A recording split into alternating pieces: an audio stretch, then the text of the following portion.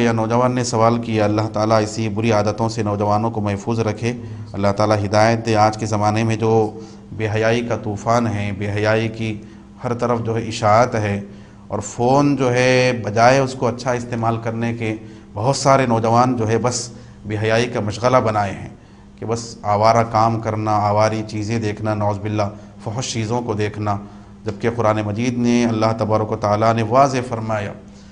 غور کرنے کی ضرورت ہے ناظرین، رب تعالیٰ نے یہ نہیں فرمایا کہ بے حیائی مت کرو، بلکہ فرمایا کہ لا تقربوا الفواحش، بے حیائی کے قریب بھی مت جاؤ۔ وہ آپشن میں ہی نہیں جانا چاہیے، وہ ویب سائٹ کی طرف جانا ہی نہیں چاہیے، وہ کھٹکے کی طرف جانا ہی نہیں چاہیے کہ جہاں سے بے حیائی کا راستہ کھل سکتا ہو، وہ چیزوں کو رکھنا ہی نہیں چاہیے۔ کیا ضروری ہے فیس بک کو آپ جو ہے فالو کریں؟ اگر اس کی وجہ سے بے حیائی کا آپ شکار ہو رہے ہیں تو ڈیلیٹ کر دیجئے اس کو، ایمان سے بڑھ کے کوئی چیز نہیں ہے۔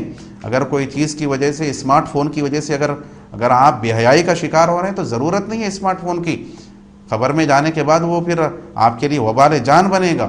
بیسک فون رکھیے، ضرورت ہے تو رکھیے، اگر بے حیائی سے بچ سک رہے ہیں تو یہ فونوں کا استعمال کیجئے، ورنہ چھوڑ دیجئے۔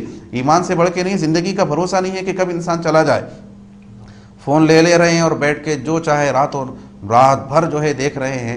اللہ تعالیٰ سب کی حفاظت فرمائے۔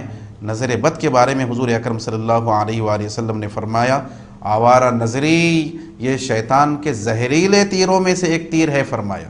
خالی تیر لگنے سے آدمی کے بچنے کا امکان ہو سکتا ہے، زہر میں ڈبایا ہوا اگر تیر ہو تو پھر بچنا مشکل ہو جاتا ہے۔ تو یہ بری نظریں اور بری چیزوں کو دیکھنا، غیر عورتوں کو دیکھنا، بے حیائی کے مناظر کو دیکھنا، یہ ایمان کو برباد کرنے والی چیزیں ہیں۔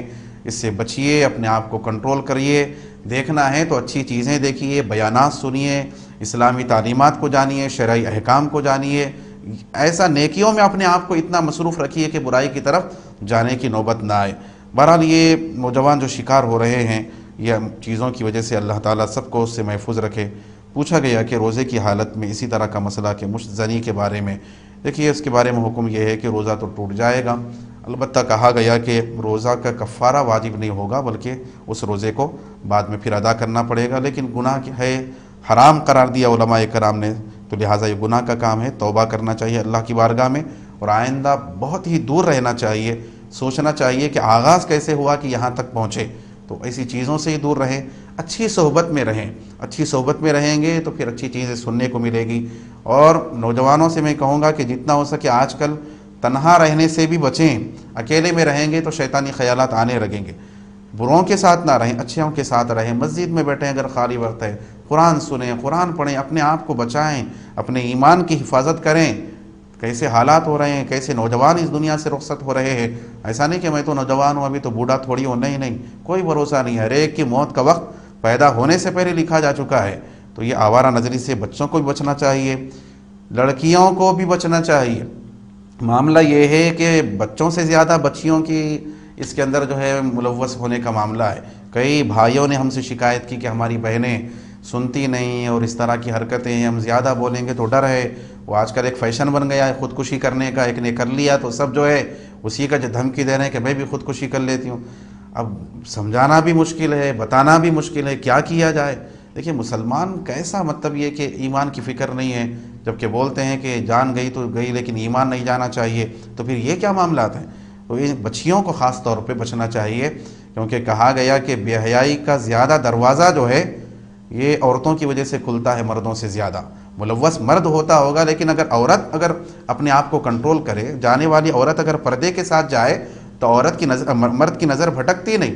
اگر جانے والی عورت کا انداز ہی یہ ہے کہ بے حیائی کا ہے تو نہیں دیکھنے والا بھی جو ہے برائی کا شکار ہوتا۔ اسی لیے کہا گیا کہ جب چوروں کا ذکر ہوا قرآن مجید میں تو اللہ نے فرمایا السارق والسارقۃ، چوری کرنے والا، چوری کرنے والی، تو مرد کو پہلے بیان کیا کیونکہ چوری کا کام مرد زیادہ کرتے ہیں۔ لیکن جب زنا کی بات آئی تو رب تعالیٰ نے مرد کا ذکر پہلے نہیں کیا، عورت کا پہلے کیا۔ الزانیۃ والزانی فرمایا، زنا کرنے والی، زنا کرنے والا۔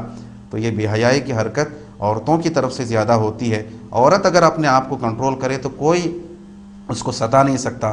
قرآن مجید میں بھی اللہ تبارک و تعالیٰ نے فرمایا قل للمؤمنین یغضوا من ابصارہم ویحفظوا فروجہم، مومنوں سے فرما دیجئے کہ اپنی نگاہوں کو حرام چیزیں دیکھنے سے نیچے رکھیں اور اپنے شرمگاہوں کی حفاظت فرمائیں۔